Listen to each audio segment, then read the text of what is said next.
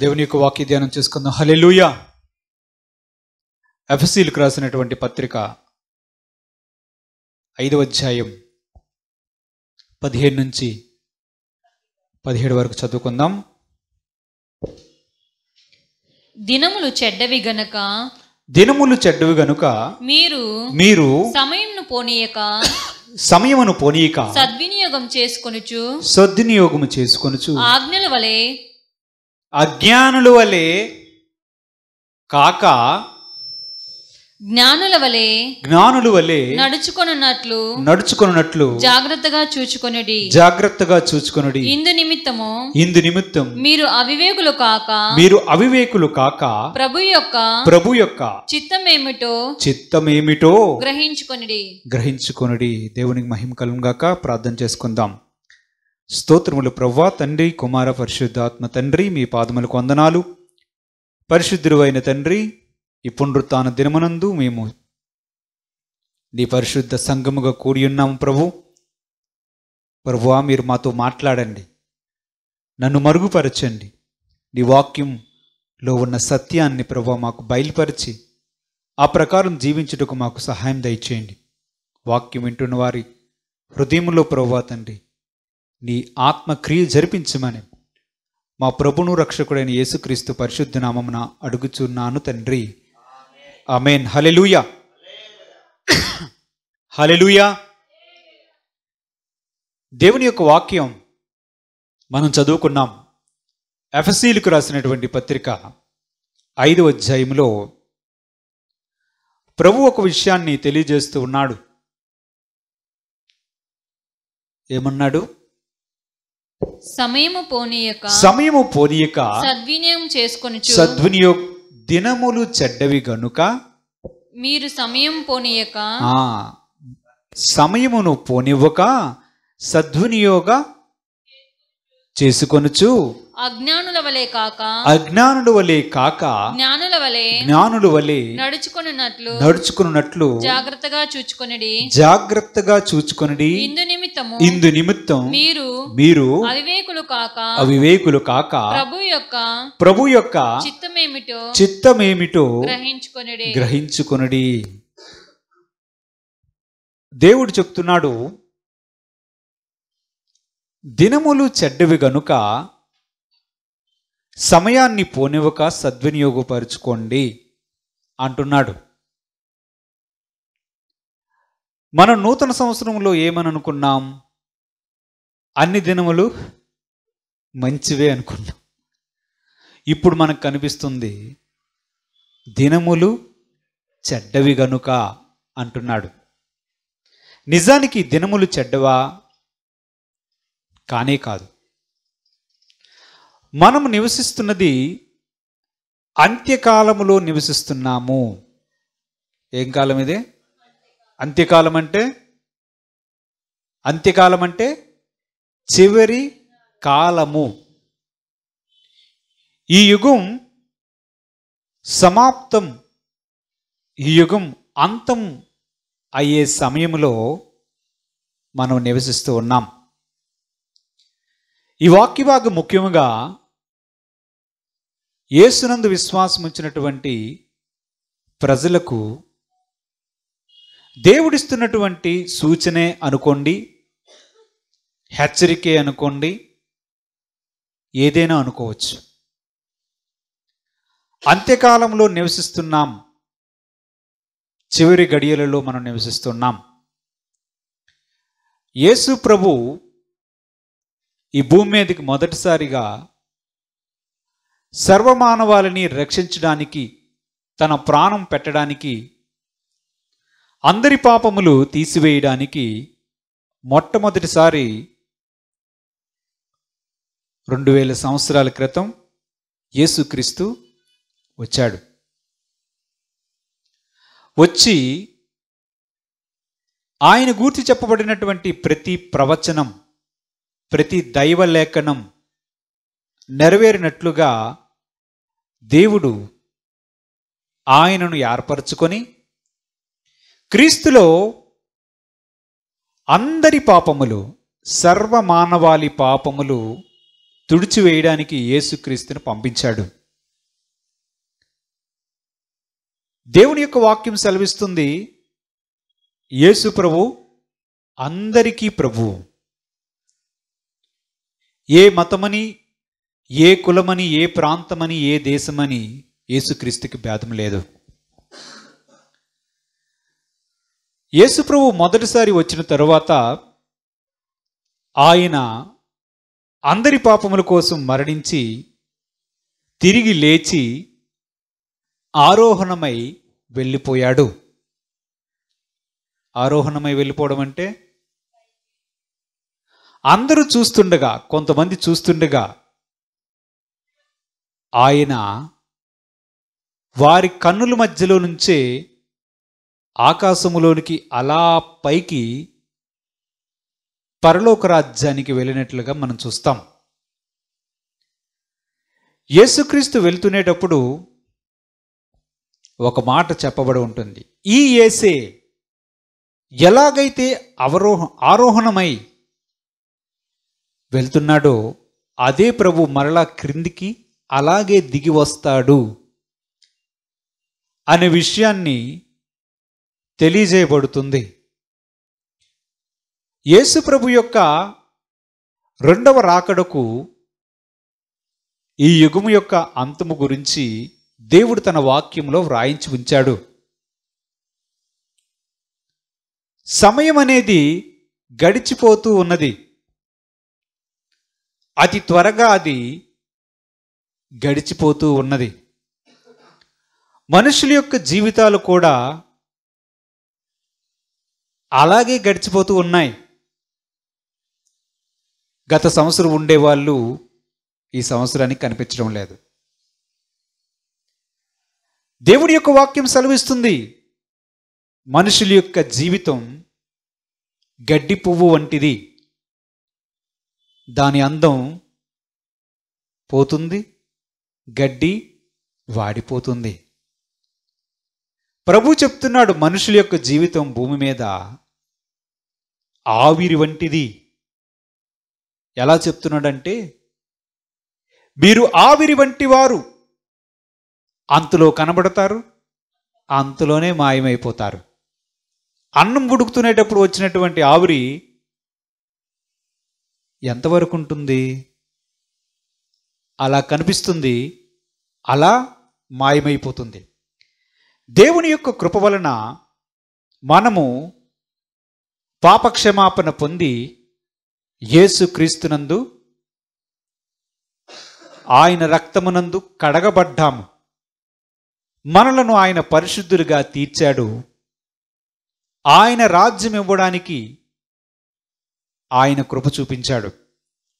ఈ రక్షణ అందరికీ ఉచితమని ప్రభు చెప్పాడు. ఈ యేసు ప్రభు మరలా తిరిగి రాబోతున్నాడు. ఆయన యొక్క రెండవ రాకడ, పరలోకం నుంచి ఆయన తిరిగి రాబోతున్నాడు. ఆ సమయం దగ్గరవుతున్నది. ఆ సమయం దగ్గరవుతుంది గనుక ప్రభు చెప్తున్నాడు, నా యందు విశ్వాసం ఉంచినటువంటి కుమారులారా, కుమార్తెలారా,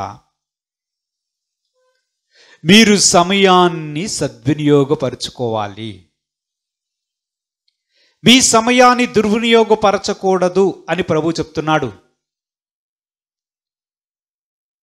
యేసు ప్రభు అనేక సూచనలు మత్తయి సువార్త 24వ అధ్యాయంలో ఆయన ఇచ్చాడు. ఈ యుగ సమాప్తికి ఆయన సూచనలను ఇచ్చాడు. అనేకమైనటువంటి అబద్ధ ప్రవక్తులు వస్తారు. అనేక మంది అబద్ధపు క్రీస్తులు వస్తారు.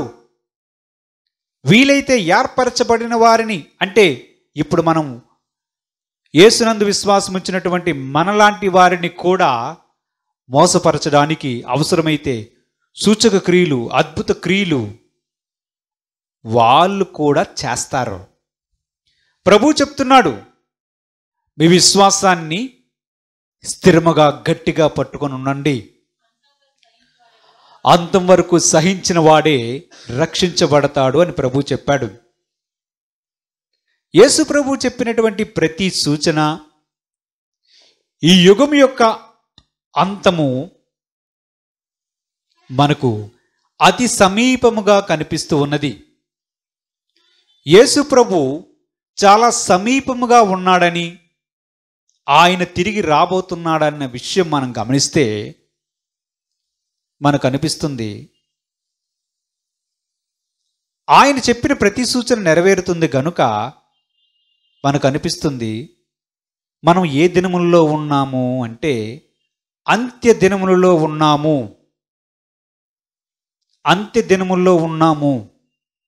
మన విశ్వాసము కూడా తొలగిపోయే అవకాశం ఉన్నది. చాలా ప్రమాదకరమైనటువంటి పరిస్థితులు ఏర్పడే అవకాశం ఉంది గనుక ప్రభు చెప్తున్నాడు, నేను చెప్పినటువంటి యుగ సమాప్తి సూచనలు మీకు కనిపిస్తునేటప్పుడు మీరు జాగ్రత్త పడండి. ప్రతి విశ్వాసికి దేవుడిస్తున్నటువంటి మాట ఏమిటంటే సమయాన్ని సద్వినియోగపరుచుకోవాలి. ఇది తెలుసుకొనటము దేవుని చిత్తము అన్నాడు. ఆ వాక్య భాగాన్ని మరలా మనం చదువుకుంటే ఎఫెసీయులకు రాసినటువంటి పత్రిక 5వ అధ్యాయంలో 15, 16, 17 వచనాలు మనం చదువుకునేటప్పుడు ప్రభు చెప్తున్నాడు, అజ్ఞానుల వలె కాక జ్ఞానుల వలె నడుచుకొనండి, జాగ్రత్తగా చూచుకొనండి. ఇందు నిమిత్తం మీరు అవివేకులు కాక ప్రభు యొక్క చిత్తమేమిటో గ్రహించుకొనుడి. దేవునికి మహిమ. హల్లెలూయా. ప్రభు చెప్తున్నాడు, యేసుక్రీస్తునందు రక్షణ పొందినటువంటి మనం, ఆయన ఒక మాట చెప్తున్నాడు, దేవుని యొక్క చిత్తం సమయాన్ని సద్వినియోగపరుచుకోవడం గురించి మాట్లాడుతూ ఉన్నాడు. మనం జాగ్రత్తగా ఆలోచించాలి. మనకు దేవుడిచ్చినటువంటి సమయం దైవ చిత్తానికి సంబంధం ఉన్నది. అది ఏముంది? దైవ చిత్తానికి మనకివ్వబడిన సమయానికి సంబంధం ఉన్నది. దైవ చిత్తాన్ని తెలుసుకోవాలంట.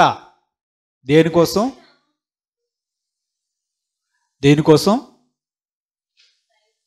సమయాన్ని ఎలా ఉపయోగించాలి అన్నది దేవుని యొక్క చిత్తములో తెలుసుకొని దానిని ఉపయోగించాలి. హల్లెలూయా. ఇప్పుడు మనం రక్షించబడ్డాం. ఉదాహరణకి నన్ను తీసుకోండి, లేదా మిమ్మల్ని తీసుకోండి. యేసుక్రీస్తులోనికి రక్షణ పొందిన తర్వాత మనం భూమి మీద కొంతకాలము జీవిస్తూ ఉంటాం. దేవుని మందిరానికి వెళ్తాం, పాటలు పాడుతాం, ఆరాధన చేస్తాం, ప్రభు యొక్క బలలో చేయి వేస్తాం, దేవునికి ఇవ్వవలసినవి ఇస్తాం, మన పనులు మనం చేసుకుంటూ జీవిస్తాం. విశ్వాసి యొక్క జీవితానికి ఇదే అర్థం అని అనుకుంటాము. అవునా కాదా? నేను దేవుని మందిరానికి వెళ్తే చాలు, దేవుణ్ణి వెంబడిస్తే చాలు, దేవునికి ఇవ్వవలసినవి ఇస్తే చాలు, ఆయన చెప్పినట్లు చేస్తే చాలు అనుకుంటాం. ఇది కూడా దేవుని చిత్తమే. కానీ ప్రభు చెప్తున్నాడు, ఆయన యందు విశ్వాసముంచిన ఒక వ్యక్తి తన సమయాన్ని ఎలా ఉపయోగించాలి అనేది దేవుని చిత్తములో కనుక్కోవాలి. ఏంటి? మరలా మనము యేసునందుకు వచ్చిన తర్వాత ఆయన రక్షణ భాగ్యము తీసుకున్నటువంటి మనం మనకివ్వబడినటువంటి సమయాన్ని ఎలా వినియోగించాలో అది దేవుని దగ్గర కనుక్కొని ఆ విధముగా ఉపయోగించేవాడు వివేకవంతుడు, జ్ఞాని. ఉదాహరణకు ఒక వ్యక్తి ఉన్నాడు అనుకుందాం. ఆ వ్యక్తికి, నా కుమారుడా, నీవు ఈ విధంగా సేవ చేయాలి అని పిలిచాడు అనుకుందాం. దేవుడికి స్తోత్రం చెల్లించండి అనుకుందాం. ఇప్పుడు ఆ వ్యక్తి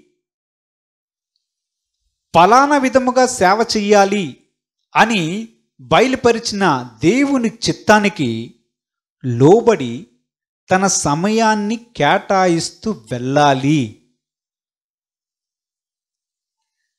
ఆ చిత్తము నుంచి పూర్తిగా బయటకు రాలేదు అని అనిపిస్తున్నప్పటికీ అతను లేదా ఆమె ఆ సమయాన్ని సరిగ్గా వినియోగించకపోతే అతడు లేదా ఆమె తన సమయాన్ని దుర్వినియోగపరుస్తూ అజ్ఞానిగా ప్రవర్తిస్తున్న వ్యక్తితో సమానం. దేవుని యొక్క సేవ ఒక వ్యక్తికి సువార్తికునిగా చెయ్యు అన్నాడు అనుకుందాం. నేను సువార్తకి నిన్ను పిలిచాను నా కుమారుడా అని అనేటప్పుడు ఆ వ్యక్తి ఏం చెయ్యాలి? తన సమయాన్ని దేవుని చిత్తం బయలుపరిచిన దానికి పూర్తిగా వినియోగించేటట్లుగా వివేకంగా ప్రవర్తించాలి. తన సమయాన్ని పూర్తిగా వినియోగించినప్పుడు ఆ వ్యక్తి సంఘ క్షేమాభివృద్ధిలో ముఖ్యమైన పాత్ర వహిస్తాడు. దేవుని చిత్తం అతని ద్వారా సంఘము పట్ల నెరవేరుతుంది. అలా కాకుండా ఆ వ్యక్తి సువార్త పని చెయ్యకుండా తనకున్నటువంటి సమయాన్ని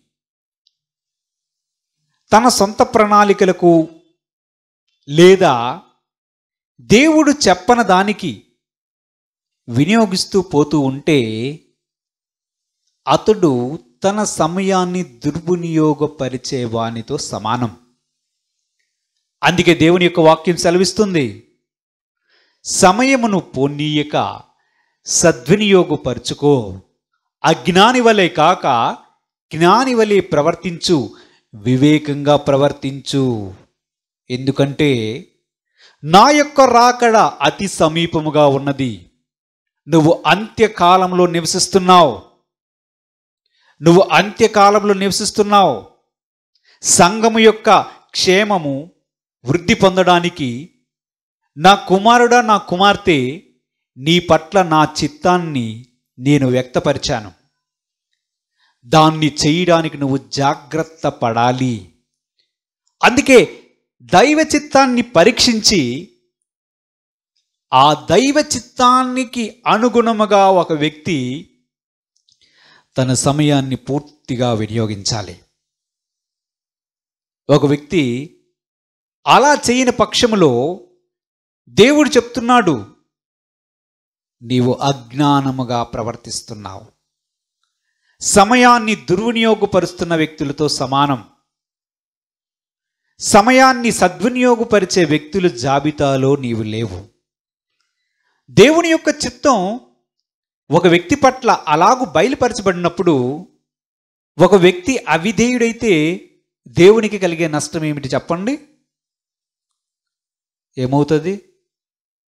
అతని ద్వారా దేవుని చిత్తం బయలుపరిచినప్పుడు ఆ వ్యక్తి చేయకపోవడం వలన అతని ఘనత ఇంకొకరికి వెళ్తుంది. ఒకటి. రెండవది, ఆయన ఏదో ఒక ప్రణాళిక రచించుకున్నాడు. ఆ ప్రణాళికలో ఈ వ్యక్తి ఉంటాడు. ఈ వ్యక్తి ఆ పని చేయకపోవడం వలన కొంచెం అస్తవ్యస్తంగా మొత్తం అంతా జరుగుతుంది. అంతేనే కాదా? ఇప్పుడు యేసుక్రీస్తులో రక్షణ పొందినటువంటి మనకు దైవ చిత్తం అనేది ఒకటి బయలుపరచబడుతుంది. దేవుడికి స్తోత్రం, హల్లెలూయా. ఒకటి దైవ చిత్తం అనేది బయలుపరచబడుతుంది. దానికోసం ఒక వ్యక్తి అంటే ఓన్లీ పాస్టరే ప్రయాసపడడం గురించి కాదు, ప్రతి ఒక్కరు కూడా దానికోసం ప్రయాసపడాలి, పాటుపడాలి. సంఘ క్షేమం వృద్ధి కోసం, దేవుని పని అభివృద్ధి కోసం, దేవుని రాజ్య పనులు విస్తరణ కోసం ఆ వ్యక్తి తన సమయాన్ని సద్వినియోగపరచుకోవాలి. దేవుడికి స్తోత్రం. ఈ విషయం మనకు బాగా అర్థం కావాలంటే మనము లూకాసు వార్త 2వ అధ్యాయంలో 36 నుంచి కొన్ని వచనాలు చదువుకుందాం. చూడండి. మరియు ఆషేరు గోత్రికురాలును పనుయేలు కుమార్తెయు అయిన అన్నాను ఒక ప్రవక్తి ఉండెను. ఆమె కన్యాత్వము మొదలు 7 ఏండ్లు పెనిమిటితో సంసారము చేసి బహుకాలము గడిచినదై 84 సంవత్సరములు విధవరాలయుండి దేవాలయం విడవక ఉపవాస ప్రార్థనలతో రేయింబగళ్ళు సేవ చేయుచు ఉండెను. ఆమె కూడా ఆ గడియలోని లోపలికి వచ్చి దేవుణ్ణి కొనియాడి యెరూషలేములో విమోచన కొరకు కనిపెట్టుచున్న వారందరితో ఆయనను గూర్చి మాట్లాడుచుండెను. దేవునికి మహిమ. హల్లెలూయా. అన్న అనే ఒక ప్రవక్తి, ఎవరామె? ఒక ప్రవక్త. లేడీయా జంట?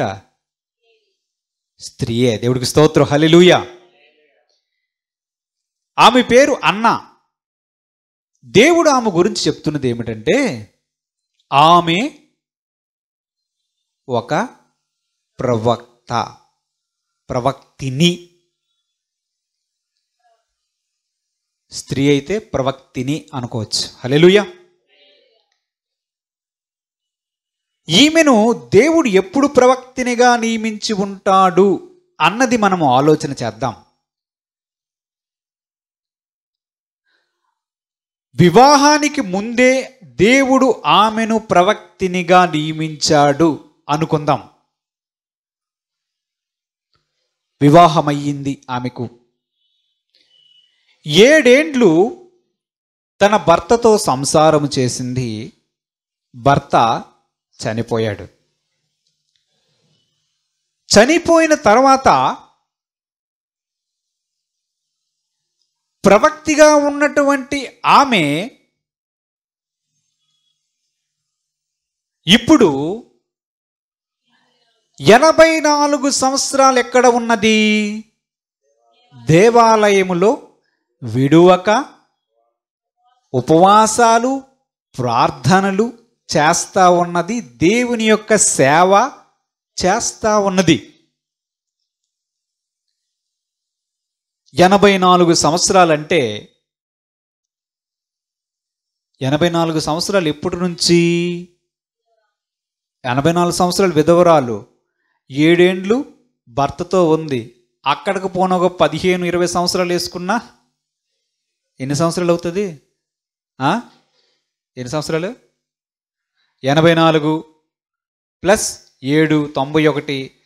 పోనీ సుమారుగా మనం అనుకుందాం, సుమారుగా 90 నుంచి 100 సంవత్సరాల మధ్యలో ఆమె ఉంటుంది. హల్లెలూయా.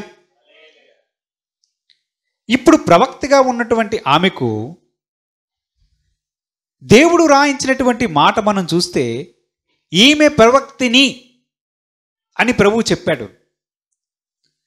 దేవుడు ప్రవక్తలతో మాట్లాడతాడా? భర్త చనిపోయాడు 7 ఏండ్ల తర్వాత, పెళ్ళైన 7 ఏండ్ల తర్వాత. ఇప్పుడు ఆమె చేసిన పని ఏమిటి? 1, ధర్మశాస్త్ర ప్రకారం భర్త మరణించిన తర్వాత ఇంకొక వివాహం చేసుకోవడానికి ఏమైనా ఆటంకం ఉన్నదా? ఉందా? లేదు. ఆమె స్వతంత్రురాలు. వివాహం చేసుకోవడానికి తనకు అవకాశం అనేది ఉన్నది. కానీ మనం అనుకోవచ్చు, దేవుడు ఆమె ప్రవక్తిని గనుక స్వయంగా ఆమెకి, నా కుమార్తె, అన్నా నువ్వు చేయవలసిన పని ఒకటి ఉన్నది సుమా, నువ్వు చేయవలసిన పని ఒకటి ఉన్నది. నువ్వు నా దేవాలయంలో ఉండు. హల్లెలూయా. నా దేవాలయంలో ఉండు, ప్రవక్తినిగా చేసే పరిచర్యను నీకు ఇస్తున్నాను అని ఉంటాడు. అంతేకాకుండా యెరూషలేములో మెస్సయ్య గురించి ఎదురు చూచు వారి గురించి ఆమెకు కొంత అవగాహన ఉన్నట్లుగాను, ఆమె దాని గురించి మాట్లాడుతూ ఉన్నట్లుగాను మనకు కనిపిస్తూ ఉంది. దైవ చిత్తం ఆమెకు బయలుపరచబడి ఉంది. ఇది వ్యక్తిగత నిర్ణయం అయితే 84 సంవత్సరాల దేవాలయంలో ఎవరైనా ఉండగలరా? రేయింపగళ్ళు ఉండగలరా? ఉపవాస ప్రార్థనలు చేయగలరా? భర్త చనిపోయిన తర్వాత తన తల్లిదండ్రులు లేరా? తనకు అవకాశం లేదా? కానీ తన సమయాన్ని ఎలా గడిపింది అన్నదే ఇక్కడ ముఖ్యమైనటువంటి విషయం. దైవ చిత్తము బయలుపరచబడినటువంటి ప్రవక్తినిగా ఆమె కనిపిస్తూ ఉన్నది. అలాంటి వారు ధన్యులు, ధన్యురాలు అవుతారు. ఆమె ప్రవక్తిని అంటే ఊరికే యేసు ప్రభు గురించి మాట్లాడడమే కాదు, బహుశా ఆ రోజు దేవాలయంలోనికి అనేక సమస్యలతోని, బాధలతో వచ్చేవారికి దైవ చిత్తాన్ని బయలుపరిచే వ్యక్తిగా బహుశా ఆమె ఉందని మనం అనుకోవచ్చు. దేవునికి మహిమ. దేవుని యొక్క చిత్తాన్ని దేవుడు ఆ ప్రవక్తినికి బయలుపరిచాడు అని మనం అనుకోవచ్చు. దానికే ఎక్కువ అవకాశం ఉంది. వ్యక్తిగత నిర్ణయం అయితే అంతకాలము దేవుని మందిరములో గడిపే అవకాశం జరగదు. ఆమె చేసిన పని దైవ చిత్తం ఒకటి బయలుపరిచాడు. ఇప్పుడు నాకు ఎంత వయసుంది? 84 సంవత్సరాలు. తనకిచ్చినటువంటి సమయాన్ని ఎలా సద్వినియోగపరచాలో, ఆమె తన సమయాన్ని, తనకున్నటువంటి సమయాన్ని ఏమి చెయ్యాలో దేవుడు బయలుపరిచాడు. అందుకోసం ఆమె సిద్ధమై ఆ 84 సంవత్సరాలు కూడా దేవుని మందిరంలో ఉండడానికి, రేయింబగళ్ళు ఉపవాస ప్రార్థనలు చేయడానికి, ప్రవక్తిని పరిచర్య చేయడానికి, యేసుక్రీస్తుని గురించి మాట్లాడడానికి ఆమెకు అవకాశం ఏర్పడింది. దేవుడికి స్తోత్రం. ఈమె ఒక మంచి ఉదాహరణగా మనకు కనిపిస్తుంది. మనం యేసుక్రీస్తు దగ్గరికి వచ్చిన తర్వాత, ఆయన రక్షణలోనికి వచ్చిన తర్వాత మనకు ఏ బాధ్యత ఇవ్వబడలేదని ఎవ్వరూ చెప్పలేరు. ఎవరైనా చెప్తారా? ఎవరూ చెప్పలేరు. మనకు నిత్యరాజ్యం ఉన్నది. ఆ నిత్యరాజ్యంలో గొప్ప స్థాయిలు అనేవి ఉన్నాయి. మీకు తెలుసా? హల్లెలూయా. దేవుని రాజ్యములో, పరలోక రాజ్యములో ఈ మాట మన మనస్సులో నాటనివ్వండి. పరలోక రాజ్యములో అందరూ సమాన స్థాయిలో ఉండరు. ఏంటది? అందరూ సమాన స్థాయిలో ఉండరు. ప్రభువే మాట చెప్పాడు. ప్రభువే మాట చెప్పాడా లేదా?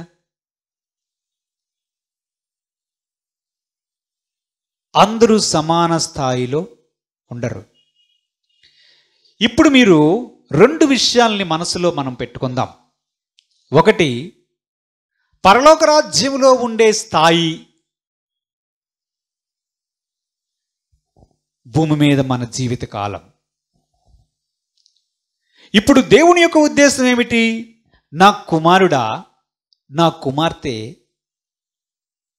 భూమి మీద నీవు ఎన్ని చేసినా, దేనికోసం ప్రయాసపడినా అది అంతా భూమి మీదే ఉండిపోతుంది. నీ జీవితకాలం అంతా నువ్వు చేసినటువంటి ప్రతి పని తిండి దొరుకుతుందేమో, సుఖంగా జీవించవచ్చేమో, వాటి కోసము ఆలోచించేవాడిని, చింతించేవాడిని నేను ఉన్నాను గనుక నీ చింత నా యావత్తు నా మీద వెయ్యు అన్నాడు. ఆయన ఒక స్థాయిని నిర్ణయించాలని భావిస్తూ ఉన్నాడు. అందుకోసం మనలను భూలోక రాజ్యంలో విశ్వాసము ద్వారా రక్షించబడినటువంటి మనలను ఆయన తన చిత్తాన్ని బయలుపరిచి, నా కుమారుడా, నా కుమార్తె, ఇదిగో నువ్వు రక్షించబడ్డావు, నీకు ఆయుష్కాలాన్ని ఇచ్చేది నేనే, నీకున్నటువంటి సమయాన్ని నేను చూపించినటువంటి దైవ చిత్తానికి నువ్వు ఉపయోగిస్తే దేవుని రాజ్యంలో, నా రాజ్యంలో నువ్వు మరణించిన తర్వాత నిత్య రాజ్యంలో చేరినప్పుడు ఇదిగో ఈ ఉన్నత స్థితిలో ఉంచబడతావు, ఈ ఉన్నత స్థితిలో ఉంచబడతావు. ఎందుకంటే దేవుడే చెప్పాడు, నా పేరిట గిన్నెడు చన్నీళ్ళిచ్చువాడు తన ఫలము పోగొట్టుకోడని యేసుప్రభువే స్వయంగా చెప్పాడు. అవునా కాదా? గిన్నెడు చన్నీళ్ళు ఇస్తే ఆయన ఎప్పుడు ఇస్తాడు? పాత్రలు ఇస్తాడా? మరొకసారి నీళ్ళు, ప్రభా ఇక్కడ వేడిగా ఉందంటే నీళ్ళు నాయనంటే ఆ నీళ్ళు అక్కడ ఇస్తాడా ఏంట? అక్కడివ్వడు. నీళ్లకు నీళ్ళు ఇచ్చేవాడు కాదు. హల్లెలూయా. ఈ నీటికి దేవుడు ప్రతిఫలం ఇస్తాడు అంటున్నాడు. ఎవరో వచ్చారు, యేసు ప్రభు ప్రేమ పేరిట ఒక గిన్నెడు చన్నీళ్ళు ఇస్తే దాని యొక్క ప్రతిఫలము ఒక వ్యక్తి కోల్పోడంట. ఎక్కడా? పరలోక రాజ్యంలో. అంటే దేవుని పేరిట క్రీస్తు యేసునందు విశ్వాసం ఉంచినటువంటి మనం ఆయన కొరకు, ఆయన నామములో చేసిన ఏ పనైనా ప్రతిఫలాన్ని ఇస్తుంది. ఆ ప్రతిఫలము ఎంత సంపాదించుకుంటాము అనేది భూమి మీద మాత్రమే ఉంటుంది. హల్లెలూయా. అర్థమవుతుందా? అర్థమైందా? పరలోక రాజ్యంలో గొప్ప స్థితిలో ఉండాలి అనుకుంటే ఆ గొప్ప స్థితి రావడానికి కారణం ఎక్కడున్నది? భూమి మీద మనము ప్రభువు కొరకు చేసే పని మీద ఆయన చెప్పిన దైవ చిత్తాన్ని వెంబడించడంలోనూ ఉంటుంది. హల్లెలూయా. ఈ విషయం మనకు అర్థమైతే దైవ చిత్తాన్ని తేలికగా తీసుకోం. దైవ చిత్తం బయలుపరిచింది ఆయనకి ఎవడు పనోడు లేడని చెప్పి, బాబు నువ్వు మ్యూజిక్ నేర్చుకో, అమ్మ నువ్వు పాటలు నేర్చుకో, అమ్మ నువ్వు వాక్యం ప్రకటించు, నువ్వు ప్రార్థన చెయ్యు, నువ్వు సువార్త చెయ్యు, నా మందిరం కోసం నువ్వు పని చెయ్యాలి, ఈ విషయాలన్నీ చెప్పడానికి ఆయనకి ఇంకెవరు లేరా? బొచ్చుడు మంది ఉన్నారు. నువ్వు కాకపోతే 1,000,000 మంది, మనం కాకపోతే బోల్డ్ మంది. అవునా? అవునా కాదా? హల్లెలూయా. దైవ చిత్తం ఒక వ్యక్తికి బయలుపరచబడమే గొప్ప ధన్యత. హల్లెలూయా. అయితే ఈ దైవ చిత్తాన్ని తుది వరకు ఎవరైతే విశ్వాసముతో, నమ్మకముతో నేను చేయబోవు దానికి గొప్ప ప్రతిఫలం దేవుడిస్తాడని ఆలోచించి బుర్ర పెడతాడో వాడు వివేకి, వాడు జ్ఞానవంతుడు, ఆమె జ్ఞానవంతురాలు. మిగతా వారంతా అవివేకులు బుద్ధిహీనముగా ప్రవర్తించు వారితో సమానం. ప్రభు చెప్తున్నాడు, రే బాబు, దినములు చెడ్డవి, అజ్ఞానులుగా ఉండొద్దు, జాగ్రత్తగా పరిశీలించి నా చిత్తమేమిటో పరీక్షించి దానికోసం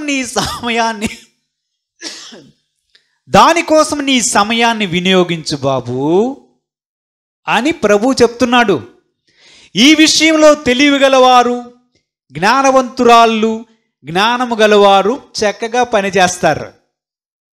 మనం ఏది చేయకుండా పరలోక రాజ్యంలోకి వెళ్ళిపోయి ఏం చేద్దామని, ఏం చేద్దాం? అక్కడ అన్నం వండుకోవడం, గిన్నెలు తోముకోవడం ఉండదు. హల్లెలూయా. అది ఏం చేద్దామని? అసలు యేసునందు విశ్వాసం ఉంచిన దానికి దేనికి?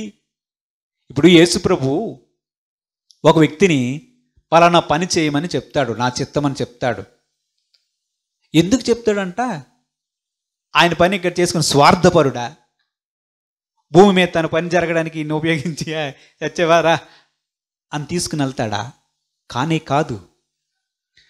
ఆయన దైవ చిత్తాన్ని ఒక వ్యక్తి పట్ల బయలుపరచడంలో పరలోక రాజ్యములో ఇవ్వబోయే మహిమ అంతస్తు పెంచడానికి కూడా ఆయన ఒక అవకాశాన్ని ఒక వ్యక్తికి ఇస్తున్నాడనే విషయాన్ని ఒకరు గమనించాలి. అది విషయం. దేవుని కొరకు నిలబడాలంటే, దేవుని కొరకు పని చేయాలంటే, దేవుని కొరకు ఏదైనా చేయాలంటే మనుషులకి తేలికగాను, అలసటగాను, చికాకుగాను, విసుగుగాను సాధారణంగా అనిపిస్తుంది. కానీ ఒక విషయాన్ని జ్ఞాపకం ఉంచుకోవాలి. నా కుమారుడా, నా కుమార్తె, నువ్వు రక్షణ పొందావు, ఓకే, సరే.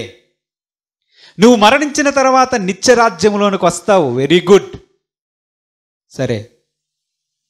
ఆడికి వచ్చి ఏం చేస్తావు? నేల టికెటా? కిందను కూర్చుంటావా? నేను గొప్ప అంతస్తు ఇవ్వాలని నీకు నా పరిచర్య పట్ల, దేవుని పని పట్ల నా చిత్తాన్ని బయలుపరిచాను. దాన్ని నువ్వు చేయడానికి నీ సమయాన్ని సద్వినియోగపరుచుకుంటే ధన్యుడువు, ధన్యురాలువు. దాన్ని నువ్వు సరిగ్గా వినియోగించుకున్నవాడే వివేకి. అట్టివాడు వివేకి, అట్టివాడు జ్ఞానవంతుడు, అట్టివారు జ్ఞానవంతురాళ్ళు కూడా అవుతారు. దేవుని చిత్తం ఎరిగియు దాన్ని చేయని వారు, నిర్లక్ష్య పెట్టేవారు అజ్ఞానులు. వారు దేవుని రాజ్యములో తమకివ్వబడినటువంటి మహిమలో తమ అంతస్తులను కోల్పోతున్నారన్న విషయాన్ని వారు మర్చిపోతూ ఉన్నారు.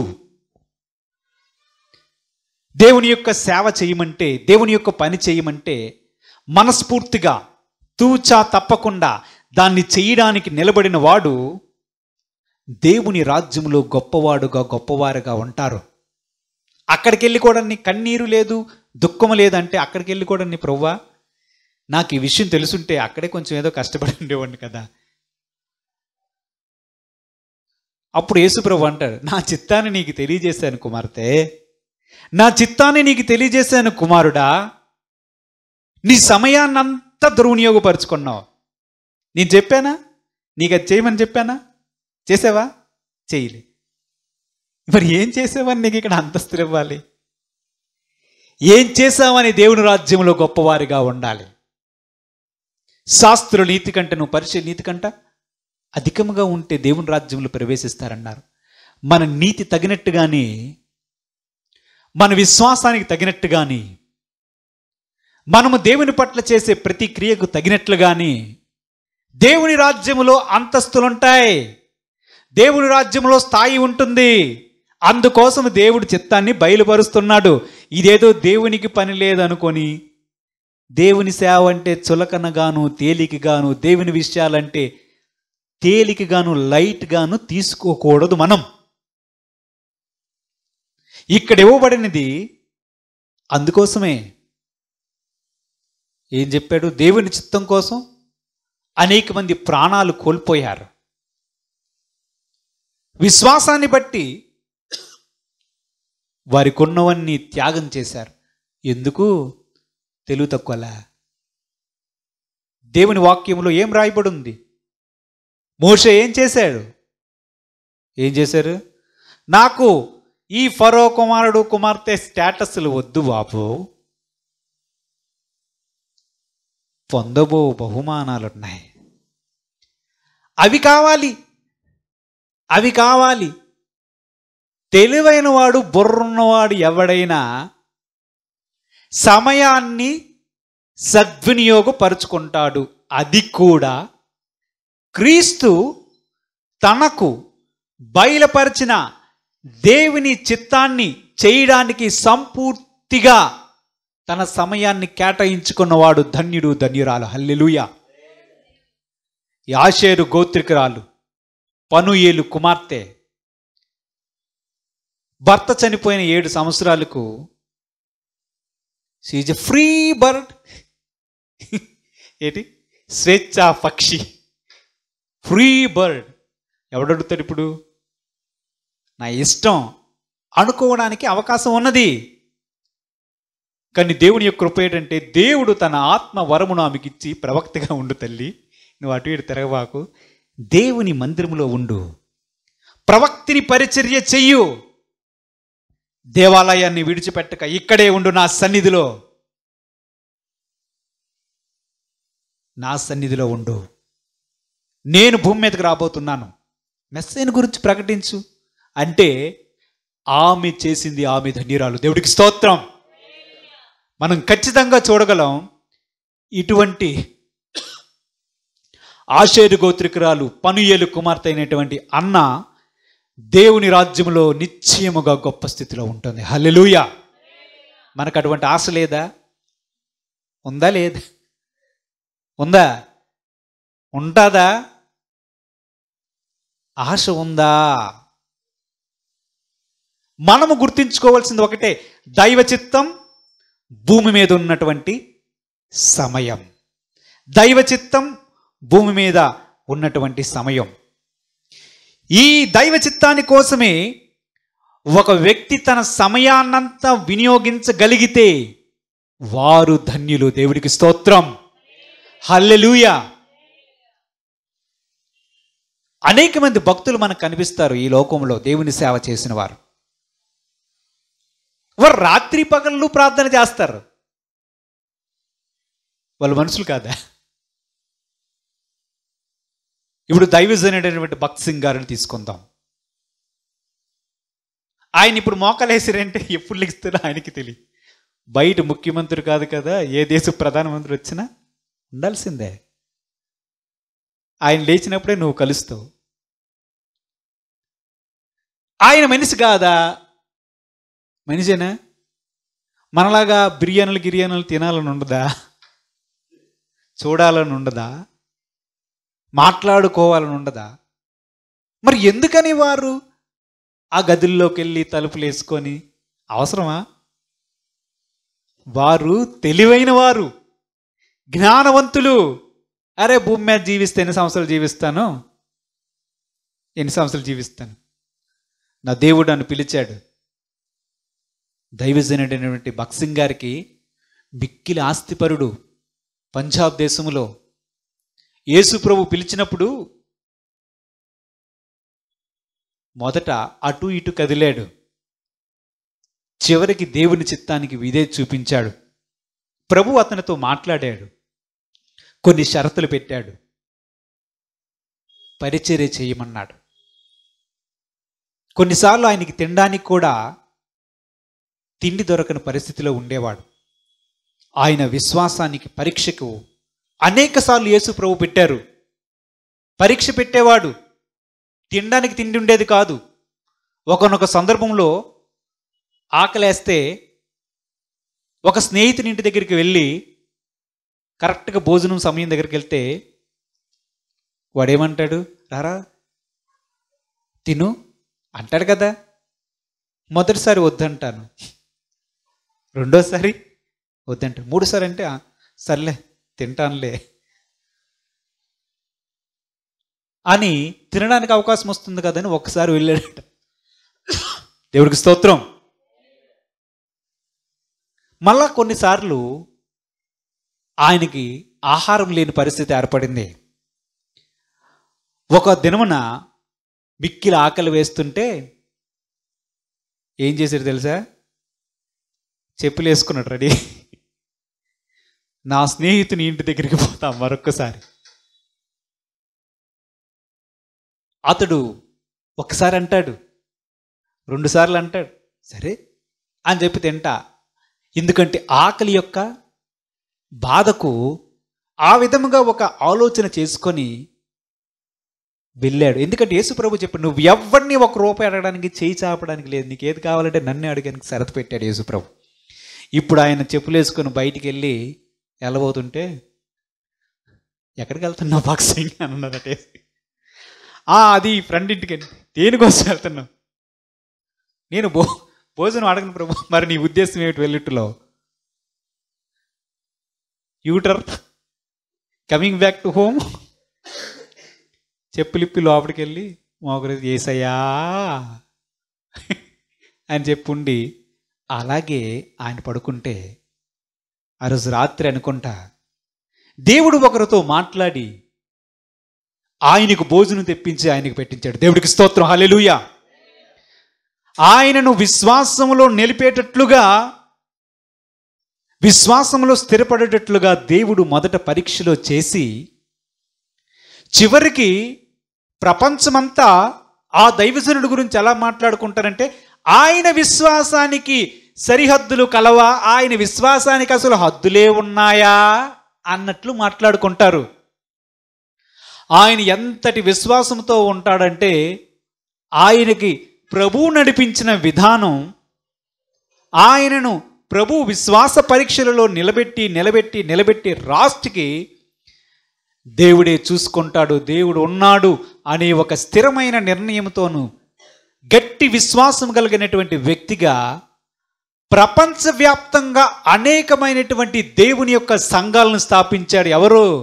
ఒక భారతీయుడు, దేవుని సేవకుడు. దేవుడికి స్తోత్రం, హల్లెలూయా. దైవ చిత్తం అతనికి బయలుపరచబడి ఉంది, దేవుని యొక్క సేవ చేయాలని. ఏం చేశాడు? రాత్రింపగళ్ళు మోకాళ్ళ మీద ఉండి ప్రార్థన చేసే ప్రార్థనా పరుడని ఆయన గూర్చి సాక్ష్యం ఇచ్చేవారు అనేకులు. ఇప్పుడు తన సమయాన్ని ఏం చేస్తున్నాడు? ఏం చేశాడు దైవజనుడు? ఏం చేశాడు? దైవ చిత్తము కోసము సమర్పణ చేసిన వ్యక్తిగా ఉండి, అన్ని వేల సంఘాలు ప్రపంచవ్యాప్తంగా స్థాపించినటువంటి ఆ దైవజనుడికి పరలోక రాజ్యములో ఉండే స్థాయి ఏమిటి? పరలోక రాజ్యానికి వెళ్ళిన తర్వాత ఒక కంజీరు పట్టుకుని హల్లెలూయా ఇస్తే, ప్రభు వచ్చాను కంజీరు మర్చిపోయాను, కంజీర్లు ఇక్కడ ఉంటాయి అక్కడ కొనుక్కుంటే హల్లెలూయా స్తుతి మహిమ. భక్సింగ్ గారు ఎక్కడ? ఆయన ఎక్కడేటి? అక్కడ ఉంటాడు ఆయన. నువ్వు ఆ ఊపిన కంజీరికి ఆయన చేసిన పనికి చాలా తేడా ఉంది. హల్లెలూయా. ఏముంది? మనం ఊపిన కంజీరికి ఆ దైవజనుడు చేసినటువంటి, అంటే ఒక ఉదాహరణగా ఆయన దైవజనుడు చేసినటువంటి పరిచర్యకు, సేవకి, త్యాగానికి, దేవుని చిత్తము కోసం అతను ఉపయోగించిన సమయానికి, దేవుని కోసం ఖర్చు అయిపోయిన విధానానికి, ఎక్కడికి అక్కడికి ఎంత తేడా ఉందో అంత తేడా అక్కడ కనిపిస్తుంది. అక్కడ చింతించి, అయ్యో ఇలాగ ఉంటుందా ప్రభువా, నాకు తెలియదే, ఎవడు చెప్పలేదే, మా పాస్టర్ గారు చెప్పలేదంటే, ఏ పాస్టర్ రా నువ్వు చెప్పలేదురా ఆడుకోముట్కి. ఇంకంతేనమ్మా, అయిపోయింది, ఇంకంతే, ఈ రాజ్యంలో నీ స్థితి ఇంతే అంటే అప్పుడు ఏం చేస్తావు? ఏం చేస్తావు? వెన్నే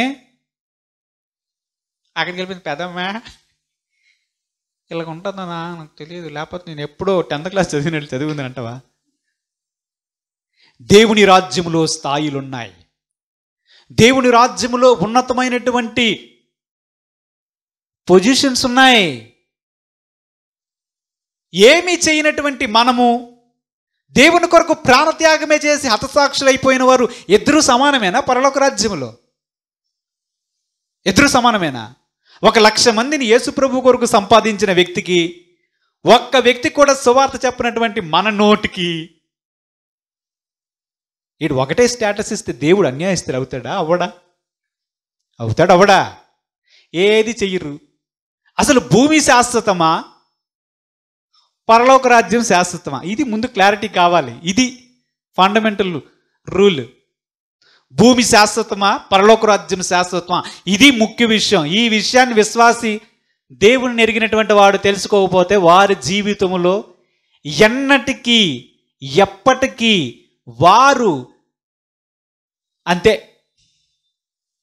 ఎందుకంటే పరలోక రాజ్యంలో ఉన్నటువంటి ఉన్నతమైనటువంటి మహిమ, ఉన్నతమైనటువంటి స్థానం వారికి దక్కదు. కానీ ప్రభువు చెప్తాడు, ప్రతి ఒక్కరిని ఆయన కోరుకుంటాడు. నా కుమారుడు, నా కుమార్తె, దైవ చిత్తం ఇది, నువ్వు ఇది చెయ్యాలి. అక్కడితో ఆపాడు దైవ చిత్తం. వాటిని చేస్తున్న కొద్దీ మరికొన్నిస్తాడు. వాటిని చేస్తుంటే మరికొన్నిస్తాడు. దేవుని ప్రిన్సిపల్ ఇంతే, చేసేవాడికే ఎక్కువ, ఇచ్చిన వాడికే ఇంకా అధికంగా వస్తాయి, కలిగిన వానికే మరలా కలుగుతాయి. ఎందుకంటే వాడు విశ్వాసంలో ఉండి నమ్మకంగా పనిచేసేవాడు, దైవ చిత్తం ఇది అని ఆ వ్యక్తికి బయలుపరచబడినప్పుడు తన సమయాన్ని దైవ చిత్తం కోసం ఎలాగ ఖర్చు చేయాలి, ఎలా వినియోగించాలి, దేవుని కోసం ఎలా నిలబడాలని ఆలోచనతోనే ఎప్పుడు ఉంటాడు గనుక వాడు గొప్పవాడు అవుతాడు. వాడికే మరలా వస్తాయి, మరలా వస్తాయి, మరలా వస్తాయి, మరలా వస్తాయి. తలాంతుల ఉపమానం మనం చదవలేదా? 5 మినాలు, 2 మినాలు, 10 మినాలు ఇచ్చాడు అనుకుందాం. 5 చేస్తే 10, అరే ఆ ఒకటి కూడా తీసుకొని ఇచ్చి ఇడిగిచ్చే అనలేదా? కలిగిన వానికే మరలా వస్తాయి. ఎందుకంటే వాడు ఇంకా ఫలిస్తాడు, ఇంకా ఫలిస్తాడు, ఇంకా ఫలిస్తాడు. ఈ ఫలము ఇక్కడ కాదు, పరలోక రాజ్యంలో నిలిచి ఉంటుంది. దేవుడికి స్తోత్రం, హల్లెలూయా. ఈ విషయాన్ని మనం ఈరోజు అర్థం చేసుకోవాలి. దైవ చిత్తం తెలియకపోతే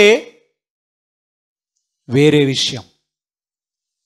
దైవ చిత్తాన్ని తెలియజేసే దేవుడు మనతో ఉన్నప్పుడు, దైవ చిత్తం బయలుపరచబడినప్పుడు వాటి కోసం ప్రయాసపడడం అనేది మనము చేస్తే జ్ఞానులము, వివేకులము, లేకపోతే అజ్ఞానులము.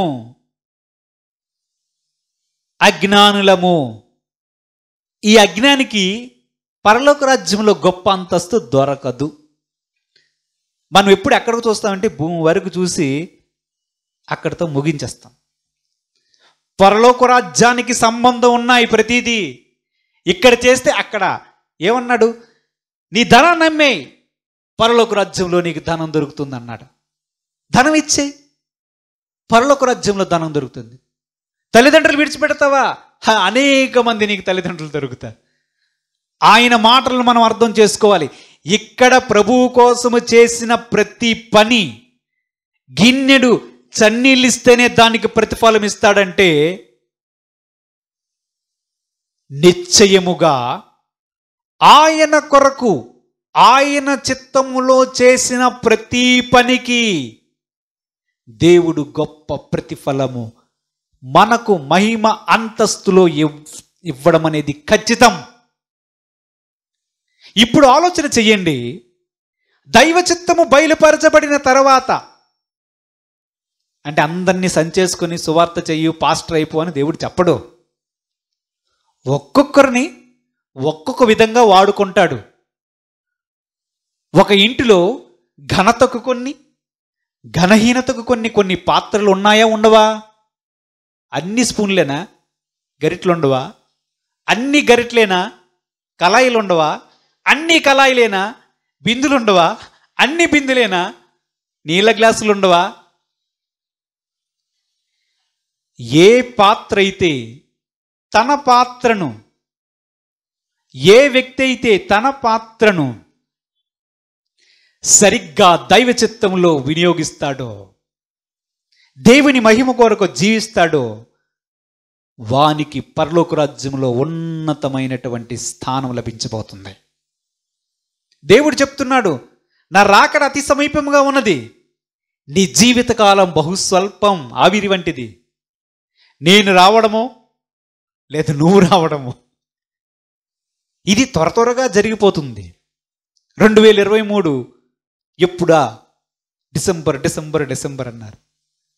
క్రిస్మస్ పాటలు అయిపోయాయి, నూతన సంవత్సరాలు అయిపోయాయి, అప్పుడే వారం గడిచిపోయింది. ఇది ఇలాగా జరుగుతూనే పోతూ ఉంటుంది. కానీ ప్రభువు చెప్తున్న విషయం, దినములు చెడ్డవి, సమయాన్ని సద్వినియోగపరుచుకో, నా దైవ చిత్తాన్ని తెలుసుకొని దానికి అనుకూలముగా సద్వినియోగపరుచుకోవాలి. దైవ చిత్తం ఒకటైతే మనం ఇంకొకటి చేసుకుంటూ పోయామనుకోండి, దొరుకుతుందా ప్రతిఫలం? దొరుకుతుందా? కార్య ఆరంభం కంటే కార్య అంతం కూడా ముఖ్యమే. అనేక మంది దేవుని యొక్క పరిచర్యకు వస్తారు, దేవుని యొక్క సేవలో ఆయన ఇచ్చినటువంటి బాధ్యతలు స్వీకరిస్తాం. కానీ దేవుడు ఒకవైపు వారిని హెచ్చరిస్తూనే ఉంటాడు, ఒకవైపు వారికి బోధిస్తూనే ఉంటాడు. నా కుమారుడా నువ్వు ఇది చెయ్యాలి, నా కుమార్తె ఇది చెయ్యాలంటే బాధ్యత తెలుసు, దైవ చిత్తము తెలుసు. కానీ సమయం వచ్చేటప్పటికి ఆ దైవ చిత్తానికి కొంచెం సమయం కేటాయించి మిగిలిన సమయం అంతా తన స్వచిత్తానికి ఉపయోగిస్తాము. ఈ విషయం అర్థం కావాలి. ఇప్పుడు దేవుడు నన్ను సేవకు పిలిచాడు, అవునా? హల్లెలూయా. డౌట్ లేవు. హల్లెలూయా. ఇప్పుడు నాకు ఇవ్వబడినటువంటి సమయం అంతా దేవుడు నన్ను ఏం చేయమంటున్నాడు దాని మీదే దృష్టి పెట్టి నేను ప్రయాణం చేస్తూ ఉన్నాను అనుకోండి, అది ఒకలాగుంటుంది. కానీ నాకు ఇచ్చిన సమయాన్ని నేను ఆ టీవీ చూసుకుంటూ చక్కగా హాయిగా, దీని తర్వాత ఏంటి నెక్స్ట్ కార్యక్రమం, ఈ సమయం అంతా ఇలాగ దుర్వినియోగపరుచుకుంటే దేవుని చిత్తము ఎరిగి దాన్ని చేయని అజ్ఞానిలో నెంబర్ 1 ఎవరు ఉంటారంటే నేనే ఉంటాను. హల్లెలూయా. హల్లెలూయా చెప్పలేదా అని దేవుడికి స్తోత్రం. ఎందుకంటే దైవ చిత్తం తెలుసు, చేస్తూ ఉంటాం, కానీ సంపూర్తిగా చెయ్యని బ్యాచ్లో కూడా ఉంటాం. హల్లెలూయా. దానివల్ల కూడా ఏ ప్రయోజనం లేదు. ప్రభువా నేను నీ సేవ చేసి తినంటే ఏమి చేసి తివి నాయన, నీకు ఇచ్చిన సమయాన్ని ఏమి చేసి తివి, అదంతేలే ప్రభు అయితే ఇది ఇంతే, అక్కడుండు. అదేంటి ప్రభు, నాతో పాటు నా వెనక వచ్చి సేవ చేసిన ఆ వ్యక్తి ఏమో ఆ స్థాయికి వెళ్ళిపోయాడు, నేను అది కొంచెం సమయమైనా పూర్తిగా సద్వినియోగపరుచుకున్నాడు. నీకు ఇచ్చిన జీవితం అంతా కొంచెం చేసి మిగతాదంతా నీ చిత్తము స్వచిత్తము చేసుకున్నావు కదా కుమారుడా కుమార్తె, ఇక్కడ మహిమ కావాలా, అంతస్తు కావాలా అని అడగడు. దేవుని చిత్తములోని దైవ చిత్తములోని ఏదైతే బయలుపరచబడిన దైవ చిత్తం ఉన్నదో దానిలోనే వెళ్ళాలి. దానికోసమే పూర్తి సమయం సద్వినియోగపరుచుకునేటట్లు జాగ్రత్త పడవలసినటువంటి బాధ్యత, మెలకువ, బుద్ధి మనకు ఉండాలి. దైవ చిత్తం నుంచి పక్కకెళ్ళిపోయి ఏదో చేస్తామంటే మళ్ళా దానివల్ల కూడా ప్రతిఫలము దొరకకపోవచ్చు. దేవుని యొక్క మాటలో మనం చూద్దాం. చూడండి, లూకాసు వార్త 8వ అధ్యాయంలో 34 నుంచి కొన్ని వచనాలు మనం చూసినట్లయితే చదవండి. మేపుచున్నవారు జరిగిన దానిని చూచి పారిపోయి ఆ పట్టణంలోను గ్రామములోను ఆ సంగతి తెలియజేసిరి. ఆ సంగతిని తెలియజేసిరి. జనులు జరిగిన దానిని చూడవెళ్ళి యేసునొద్దకు వచ్చి దయ్యములు వదిలిపోయిన మనుష్యుడు బట్టలు కట్టుకొని స్వస్థ చిత్తుడై యేసు పాదముల యొద్ద కూర్చుండుట చూచి భయపడిరి. అది చూచిన వారు దయ్యములు పట్టినవాడు ఎలాగు స్వస్థ పొందెనో జనులకు తెలియజేయగా గెరాసీనీయులు ప్రాంతములో ఉండు జనులందరూ బహు భయక్రాంతులైరి గనుక తమ్మును విడిచిపొమ్మని ఆయనను వేడుకొనిరి. ఆయన దోణి ఎక్కి తిరిగి వెళ్ళుచుండగా దయ్యములు వదిలిపోయిన మనుష్యుడు ఆయనతో కూడా తన్ను ఉండనిమ్మని ఆయనను వేడుకొనెను. అయితే ఆయన నీవు నీ ఇంటికి తిరిగి వెళ్ళి దేవుడు నీకు ఎట్టి గొప్ప కార్యములు చేసెను తెలియజేయమని వానితో చెప్పి వానిని పంపివేసెను. వాడు వెళ్ళి తనకు ఎట్టి గొప్ప కార్యములు చేసెను ఆ పట్టణమందంతటా ప్రకటించెను. దేవునికి మహిమ కలుగును గాక. హల్లెలూయా హల్లెలూయా. ఇక్కడ ఒక వ్యక్తి కనిపిస్తున్నాడు. ఆ వ్యక్తికి అనేక దయ్యాలు పట్టినవాడు. సుమారుగా 2000 పైగా దయ్యాలు అతనికి పట్టున్నాయి. ఆ దయ్యాలు పట్టినప్పుడు అతడు ఏం చేస్తాడంటే సమాధుల్లోనికి పారిపోతాడు, కొండల్లోనికి పారిపోతాడు. ఆ ఊరిలో వాళ్ళు అతనికి కాళ్ళకు చేతులకు సంకెళ్ళు పట్టి బిగించి అతన్ని బంధించాలని చాలాసార్లు ప్రయత్నం చేశారు, బంధించారు కూడా. కానీ ఎప్పుడైతే ఆ 2000కు పైగా ఉన్నటువంటి దయ్యాలు అతనిలో ప్రవేశిస్తాయో ఆ సమయమందు ఆ చైన్లు, ఇనప చైన్లన్నీ తుత్తినీలుగా తెంచి పరుగు ఎక్కడికి? చర్చి కాదు, సమాధుల్లోనికి, కొండల్లోనికి. తర్వాత మరికొన్ని సువార్తలు మనం చూసినప్పుడు అతడు అక్కడ ఉన్నటువంటి రాళ్ళు తీసుకొని తన శరీరాన్నంతా కూడాని పొడుచుకొని రాళ్ళతోని గుచ్చుకొని రక్తము కారేటట్లుగా ప్రవర్తిస్తూ సమాధుల్లో కేకలు వేసేవాడు, కొండల్లో తిరిగేవాడు. ఆ ప్రాంతానికి యేసు ప్రభు దోణిలో వచ్చాడు. హల్లెలూయా. రాగానే పరిగెట్టుకొని వచ్చాడు. ఎవడు? ఆ దయ్యము పట్టినవాడు వచ్చి యేసు కేకలు వేసి ఆయన ఎదుట సాగిలపడి యేసు సర్వోన్నతుడైన దేవుని కుమారుడా, నాతో నీకేమి, నన్ను బాధపరుచుకోమని అది నిన్ను వేడుకొని ఏమన్నాడు? సర్వోన్నతుడైన దేవుని కుమారుడా యేసు, నాతో నీకేమి. ఎవరు మాట్లాడుతున్నారు? ఇంతకీ దెయ్యం పట్టినోడు మాట్లాడుతున్నారా, అతన్ని పట్టిన దెయ్యాలు మాట్లాడుతున్నాయా? ఏంటి? దెయ్యాలు మాట్లాడుతున్నాయి. ఒకే స్వరం, ఏకస్వరం, ఐక్యమత్యం. హల్లెలూయా. యేసు, మాతో నీకేంటయ్యా? ఈ ఊరికి సువార్తకి ఎందుకు వచ్చావు నువ్వు? ఈ ఊరికి సువార్తకి ఎందుకు వచ్చావు? నా గురించే కదా వచ్చావు. ఈయన్ని పట్టి పీడిస్తున్నాం, మమ్మల్ని పాతాళంలోనికి పంపించవద్దు, మిమ్మల్ని బ్రతిమలాడుకొంచున్నాం, దేవుని పేరట ఆనబెడుతున్నాం అంటే ఆ దయ్యాలు బ్రతిమలాడుకోవడం చూస్తున్నాం యేసు ప్రభువుని. యేసు ప్రభువు చెప్తాడు, ఆ తర్వాత వాటికి పర్మిషన్ ఇస్తాడు. అవి అడుగుతాయి, ఆ పందుల్లోనికి వెళ్ళిపోతాం, కొంచెం పర్మిషన్ ఇవ్వంటే ఆ పందుల్లోనికి ప్రవేశిస్తే ఆ కొండ మీద నుంచి ప్రపాతము నుండి దిగి సముద్రంలో పడి ఆ పందులని చచ్చిపోతే దెయ్యం పట్టినోడిని యేసు ప్రభు ఈ స్వస్థత కార్యం జరిగించిన తర్వాత చుట్టుపక్కల ఈ పందులు కాసుకున్న వాళ్ళు ఉంటారు కదా, వారికి భయం వేసింది. ఎందుకు?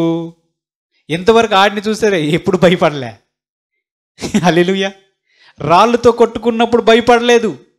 వీడికి సంఖ్యలతో బంధించినా సరే వీడు ఆ సంఖ్యలు కూడా తెంచుకొని పారిపోతున్నాడు, అరుస్తాడు, కేకలేస్తాడు, మా ఊర్లో తిరుగుతాడు, సమాధుల్లో తిరుగుతాడు, కొండల్లో తిరుగుతాడని ఏనాడైనా భయపడ్డారో లేదో తెలియదు. కానీ యేసు ప్రభు చేసినటువంటి స్వస్థత కార్యం, అద్భుత కార్యం, దయ్యములను ఆ వ్యక్తి నుంచి బయట రమ్మని ఆజ్ఞాపించినప్పుడు, బయటకు వచ్చినప్పుడు, పందుల్లో దూరినప్పుడు ఆ పందులు కొండ మీద నుంచి ప్రపాతము నుండి వచ్చి సముద్రంలో పడి ఆ పందులన్నీ కూడా సముద్రంలో పడి చనిపోయినప్పుడు అది చూసి వారికి దడ పట్టుకుందట.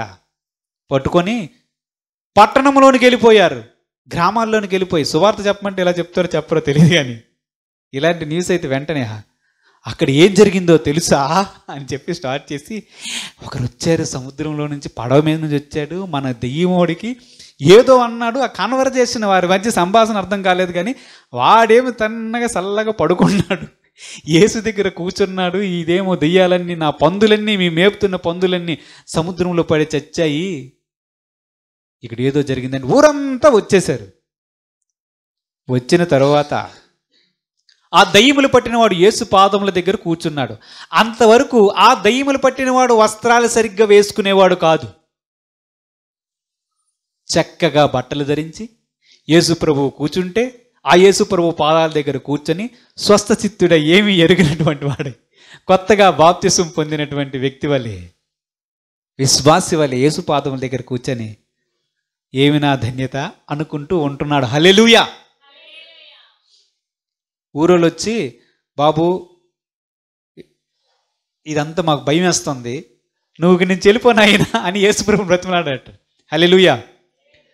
అప్పుడు యేసుప్రభు ఎవరిని బలవంతంగా మార్చడు కదా, నేను ఇక్కడికి ఎందుకు వచ్చానో తెలుసా అని చెప్పాడా? సరే అని ఈ ఒక్క కార్యం చాలు, నా చిత్తాన్ని బయలుపరిస్తే, ఈ సేన అని దెయ్యములు పట్టినటువంటి ఈ వ్యక్తికి నా చిత్తాన్ని బయలుపరిస్తే వాడు చేస్తాడు నేను చేయవలసిన పనిని నమ్మకం ఉంచి మరలా దోణి ఎక్కి వెళ్ళిపోతా ఉంటాడు మన ప్రభు. ఈ దెయ్యములు పట్టినోడు ఇంత గొప్ప కార్యము నా జీవితంలో చేశాడు. ఇంతకాలము సమాధుల్లో తిరిగాను, ఇంతకాలము కొండల్లో తిరిగాను, ఇంతవరకు రాళ్లతో నా శరీరాన్ని నేనే గాయపరుచుకున్నాను, రక్తము కారునట్లుగా గాయపరుచుకున్నాను. నా శరీరం అంతా గాయములే, నా ఒళ్ళంతా గాయములే, నా దేహమంతా గాయములే, నా మనసంతా చిందరవందరగా ఉండి అనేక దయ్యాలు పట్టినటువంటి నన్ను స్వస్థపరిచిన ఈ నజరేయుడగు యేసును నేను వెంబడించాలి అని అనుకున్నాడు. ప్రభువా, నువ్వెక్కడికి వెళ్తే నేను అక్కడికి వస్తాను. ప్రభువా, దయచేసి నన్ను నీ దోణిలో ఎక్కించుకొని నీతో పాటు రావడానికి నాకు అవకాశం ఇవ్వవా అని అడిగాడు. ఎవడు? దయ్యములు విడిచిపోయినటువంటి వ్యక్తి. హల్లెలూయా. అనుకున్నాడు, నాకు ఈ ఊరే వద్దు, తిక్కుమల్లూరు, మా ఊరోళ్ళందరూ నేను చెడిపోయినంత వరకు ఈ ఊర్లోనే ఉంటే నన్ను ఏమనలేదు, ఇప్పుడు నేను బాగుపడ్డానంటే బాగుపడిన వ్యక్తిని పంపించేస్తున్నారు. నాకు ఈ ఊరు వద్దు, ఈ జనాలు వద్దు, నాకు ఈ ఊరు వద్దు, నీతోనే వస్తా, నీ వెంబడొస్తా ప్రభువా, నీ శిష్యులతో పాటు నేను కూడా ఉంటాను అన్నాడేమో అనే ఉంటాడు. హల్లెలూయా. యేసుప్రభు ఒక్కడు వస్తాడు ఏంట, శిష్యులు రారా? ప్రభు ఆ బ్యాచ్లో నన్ను కూడా చేర్చుకో ప్రభా శిష్యుడిగా ఉంటే. ప్రభు ఏం చెప్పాడు తెలుసా? నా కుమారుడా, నీవు నీ ఇంటికి వెళ్ళి ప్రభువు నీకు ఎట్టి గొప్ప కార్యములు చేశాడో దాన్ని ప్రకటించు అని చెప్పాడు. దేవునికి మహిమ. హల్లెలూయా. వ్యక్తికి ఏమని అనిపించింది? యేసు ప్రభుతో పాటు వెళ్ళిపోతా అనుకున్నాడు. ఇది ఎవరి చిత్తం? ఇప్పుడు చెప్పండి, ఎవరిష్టం? యేసు ప్రభుతో వెళ్ళిపోతా అనుకునే నిర్ణయం దేవునిదా, స్వస్థత పొందినటువంటి వ్యక్తిదా? స్వస్థత పొందిన వ్యక్తిది. ప్రభు అన్నాడు, నా కుమారుడా, నువ్వు నాతో రాకూడదు, నువ్వు ఎక్కడున్నా నా కుమారుడివే, నువ్వు ఇక్కడుండాలి. వారు నన్ను పంపించారు, కానీ నేను నీ ద్వారా నా కార్యాన్ని చేస్తాను అని చెప్పాడు. దేవుడికి స్తోత్రం. హల్లెలూయా. దెకపొలి అనే ప్రాంతమంతా ఇంటింట వీధి వీధి, ఊరూరా, ఇంతవరకు కొండల్లో తిరిగాను, సమాధుల్లో తిరిగాను, ఇప్పుడు జనుల మధ్య తిరుగుతాను అనుకున్నాడు. హల్లెలూయా. వెళ్ళి ఊరంతా సువార్త ప్రకటించాడు. దేవుని కొరకు సంపాదించిన వ్యక్తిగా ఉన్నాడు. దేవుడికి స్తోత్రం. దైవ చిత్తం తెలిసింది. దైవ చిత్తం తెలిసింది ఎవరికి? దయ్యము వదిలిపోయిన ఆ మనుషునకు, సేన అని 2000 పైగా దయ్యములు పెట్టిన ఆ వ్యక్తికి ఇప్పుడు దైవ చిత్తం తెలిసింది. అమ్మయ్యా, ఇప్పుడు రండిరా, ఎవడొస్తాడు ఇప్పుడు, దయ్యాలు పోయావుగా, ఇంక నా ఇష్టం చేసుకుంటానని అనుకున్నాడా? ప్రభువు చేసిన కార్యానికి కృతజ్ఞతగా ఇక జీవితమే ధారపోశాడు. జీవితాన్నంతా వెచ్చించి దెకపొలి అనే ప్రాంతమంతా యేసు యొక్క సువార్త ప్రకటించి ఆ పట్టణాన్ని, ఆ గ్రామాల్ని యేసు కొరకు సంపాదించాడు. దేవునికి మహిమ. ఇంతవరకు సమాధుల్లో తిరిగాను, సమయాన్ని వెచ్చించాను. ఇంతవరకు కొండల్లో తిరిగాను, సమయాన్ని వెచ్చించాను. ఇప్పుడు నా జీవితానికి యేసు ప్రభువు మార్పు తెచ్చాడు. నా సమయం నా దేవుడి చిత్తాన్ని బయలుపరిచాడు. నన్ను బాగుపరిచినటువంటి యేసు ప్రభు నాకు తన చిత్తాన్ని బయలుపరిచాడు. నేను నా ఊరిలో ఉండాలి, నా ప్రాంతంలో ఉండాలి, నా వారికి యేసు ఎట్టి గొప్ప కార్యములు చేశాడో ఆయన సాక్ష్యాన్ని నేను ప్రకటించాలని నిర్ణయించుకున్నాడు. జీవితమంతా బహుశా యేసుకు సాక్షి అయ్యుండి సువార్తల్లో సాక్ష్యం చెప్పి అనేక మందిని క్రీస్తు కొరకు సంపాదించాడు. దయ్యములు పట్టినోడు ఇక్కడ సమాధుల్లో నివసించాడు. కానీ మనము అతన్ని చూస్తాం. ఒకానొక దినములో యేసు ప్రభు రాజ్యములో మనము ఆయనను చూడబోతున్నాం. ఎవరిని? దయ్యములు పట్టిన సేన అని దయ్యములు పట్టిన వ్యక్తిని మనం చూస్తాం. గొప్ప స్థాయిలో ఉంటాడు. ప్రభువా, ఈయన ఆయనేనంటే ఆయనే ఈయన. మరి దెయ్యాలు పెట్టాడు, సమాధుల్లో పెట్టాడు. అవును, ఒకప్పుడు ఉన్నటువంటి స్థితి వేరే. కానీ ఈరోజు పట్టణాన్ని పట్టినటువంటి వ్యక్తిగా ఉన్నాడు. నా కొరకు నేను చెప్పిన దైవ చిత్తానికి తన జీవితాన్ని ధారపోసి దాని కొరకు విధేయత చూపించి విశ్వాసాన్ని కనబరిచి నన్ను వెంబడించడానికి తీర్మానించుకొని దాన్ని చేశాడు. ఖచ్చితంగా అతడు ఉన్నత స్థితిలో ఉంటాడు. దేవుడికి మహిమ. సమాధుల్లో ఉండి తిరిగినటువంటి వ్యక్తి ఒక గొప్ప పరిచర్య చేసి దేవుని యొక్క రాజ్యంలో గొప్ప స్థితిలో ఉంటే, భర్త కోల్పోయి దిక్కుమాలిన స్థితిలోనికి వెళ్ళిపోవలసినటువంటి ఒక స్త్రీ, దేవుడే నాకు ఆధారము, దేవుని ప్రవక్తిని పరిచర్య చేయమన్నాడని చేస్తూ 84 సంవత్సరములు రాత్రి పగళ్ళు దేవుని సేవ చేస్తూ ఉన్న ఈ ఇద్దరు వ్యక్తులు ఖచ్చితంగా మనము ఒకవేళ వారికంటే దేవుని పనిలో, దేవుని చిత్తములో గొప్ప పనులు చేయకపోతే నిశ్చయముగా వారికంటే దిగువ స్థాయిలోనే ఉంటాము. సమాధుల్లో తిరిగినోడు, దెయ్యము వదిలిపోయిన ఆ వ్యక్తి నిశ్చయముగా గొప్ప స్థితిలో ఉంటాడు. మనం ఏ సమాధుల్లో తిరగలే, మనకే కష్టంలే, చక్కగా తింటున్నాం, వంటున్నాం, లెగిస్తున్నాం, మన పని చేసుకుంటున్నాం. ఎప్పుడు దైవ చిత్తమని తెలిసి కూడా దాన్ని చేయడానికి సమయాన్ని వెచ్చించని అజ్ఞానుల వ్యక్తుల జాబితాల్లో మొదటి ఉన్నవారము మనమే. దైవ చిత్తాన్ని చేసిన వారు దేవుని రాజ్యంలో గొప్ప స్థితిలో ఉంటారు. మనం ఒకటే గుర్తుంచుకోవాలి, దైవ చిత్తం చెప్పాడు అంటే దేవుడు ఒక గొప్ప స్థితిని మనకు పరలోక రాజ్యంలో ఇవ్వబోతున్నాడు అని. అది చేయడానికి అయిష్టత, అది చేయడానికి నిర్లక్ష్యం, అది చేయడానికి మనస్సు లేకపోవడం, దాన్ని పక్కన పెట్టడం, దాన్ని అసలు పట్టించుకోకపోవడం అనేది అత్యంత తెలివి తక్కువ, బుద్ధిహీనత, వివేకత లేని చెడ్డ పని. హల్లెలూయా. మన జీవితాల్లో దేవుడు తన చిత్తాన్ని బయలుపరిస్తే, దేవుడు ఫలానాది చేయమని మనకు చెప్పినట్లయితే మనం గుర్తుంచుకోవాలి, దేవుని మహిమ అంతస్తులో మనము ఉండబోతున్నాము. దాన్ని చేయడానికి మన మనస్సు నిలిపితే ధన్యులమవుతాం. దాన్ని చేయడానికి మన మనస్సును నిలబడితే ధన్యులమవుతాం. ఎలాగూ కేటాయించాలంటే పూర్తి స్థాయిలో దేవుని కొరకు కేటాయించాలి. పూర్తి స్థాయిలో కేటాయించాలి. నిర్లక్ష్యముగా దాని విషయంలో ఉంటే ఏమీ ఉండదు. మనము మాదిరి పెట్టుకోవాల్సినటువంటి వ్యక్తులు అనేక మంది కనిపిస్తారు. అన్నా అనే ప్రవక్తని నిజముగా విశ్వాసానికి మాదిరిగా పెట్టుకోదగని స్త్రీ. తన జీవితంలో నష్టము కలిగినను దేవుని ఆలయములో దివారాత్రులు 84 సంవత్సరాలు చేయడం అంటే సామాన్యమైన విషయమా? సామాన్యమైన విషయమా? దేవుని మందిరములో 84 సంవత్సరాలు ఉపవాస ప్రార్థనలు చేస్తూ దేవుని ఆలయాన్ని విడవకుండా ఒక వ్యక్తి ఉన్నదంటే సామాన్యమైన విషయమా? దేవుని పరిచర్య చేయమంటే, దేవుని సేవ చేయమంటే, దేవుడు ఏదైనా ఒక బాధ్యతను అప్పగించి ఇది నీవు దేవుని పరిచర్యలో ఉపయోగిస్తావు, దీన్ని చెయ్యు, లేదా ఇది నీ పట్ల నా చిత్తమని చెప్పినప్పుడు పూర్తిగా ఒక వ్యక్తి జీవించే 30 సంవత్సరాలు అంటే రక్షణ పొందినది 30-40 సంవత్సరాలు దేవుని పరిచర్యలో, దేవుని సేవలో, దేవుడు చెప్పే చిత్తాన్ని చేయడానికి సగం చేసి పక్కకెళ్ళి మళ్ళా కొంత తొలగిపోయి మరలా వచ్చి మరలా చేసి ఏదేదో చేసి దేవునికి వ్యతిరేకంగా పోయిన వారికి ఉన్న అంతస్తు ఏమిటి? ఏమంతస్తు ఉంటుంది? ఏ స్థాయి ఉంటుంది?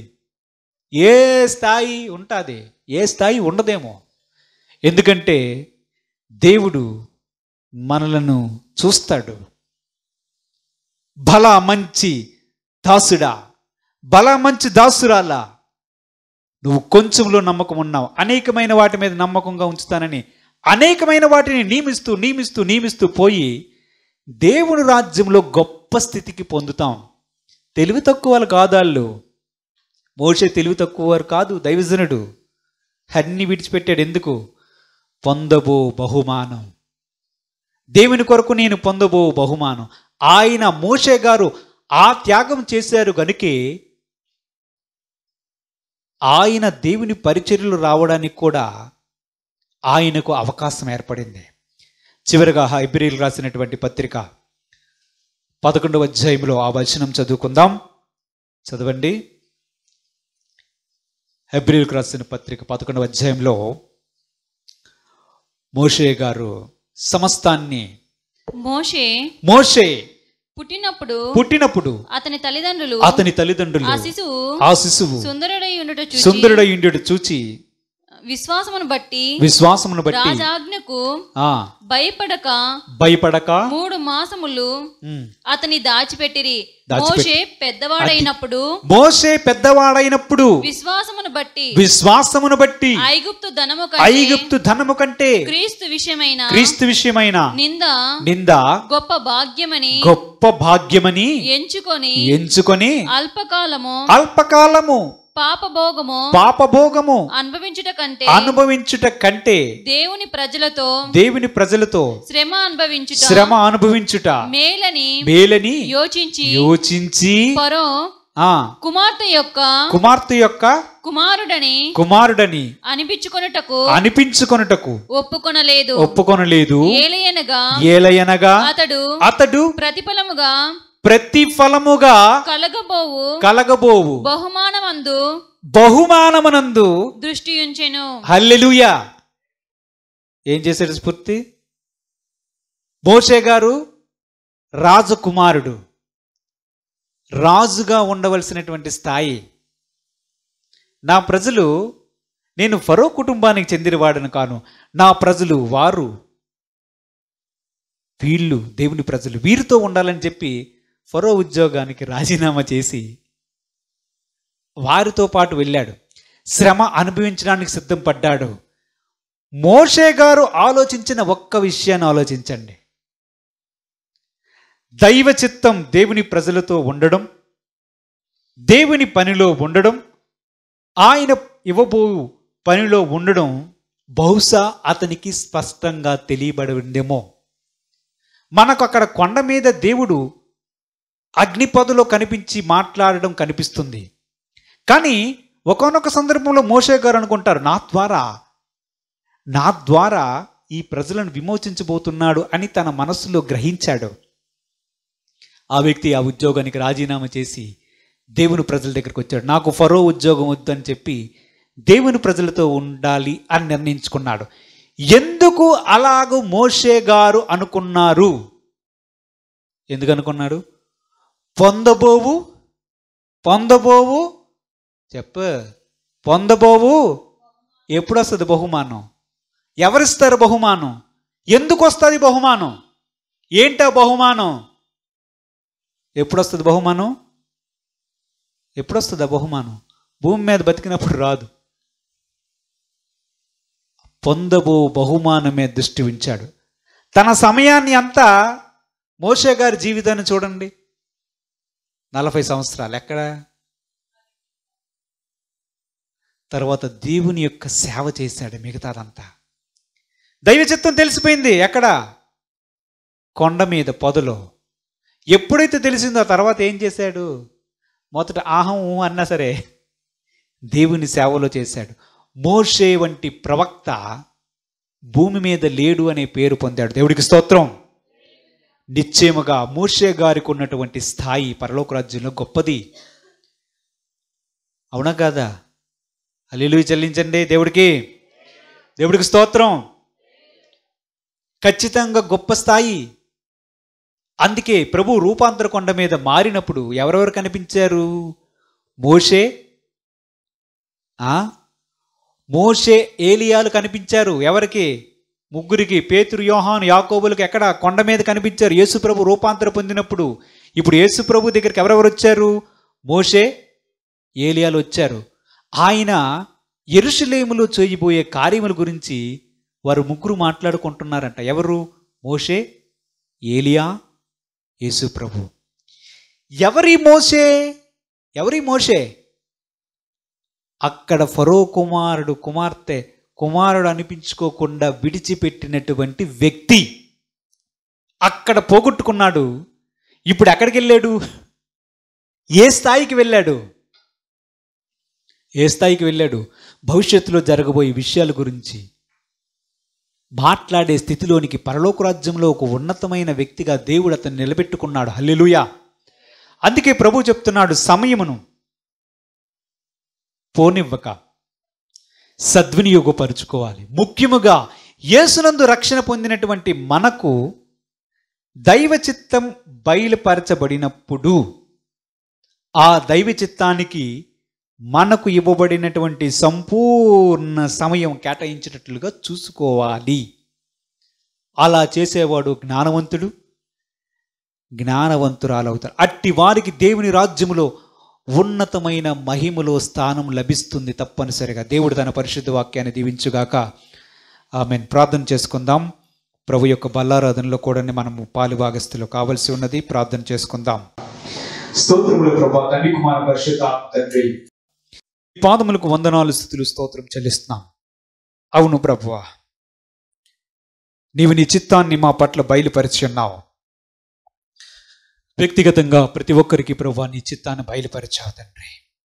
పరిశుద్ధుడు అయిన తండ్రి, మా జీవితంలో మీ చిత్తం తెలిసినప్పటికీ మేము సమయాన్ని ప్రభువా తండ్రి దుర్వినియోగపరిచే వ్యక్తులుగా కనిపిస్తున్నాం. పరిశుద్ధుడు అయిన తండ్రి, మమ్మల్ని క్షమించు తండ్రి. నీ చిత్తం బయలుపరచబడినప్పుడు దాన్ని చేయడానికి సంపూర్తిగా మనస్సును నిలిపి నీ చిత్తం నెరవేర్చడానికి మేము ప్రయాసపడడానికి, నిత్య జీవములో పొందబో బహుమానం కోసం మేము ప్రయాసపడడానికి మాకు సహాయం దయచేయి ప్రభువా.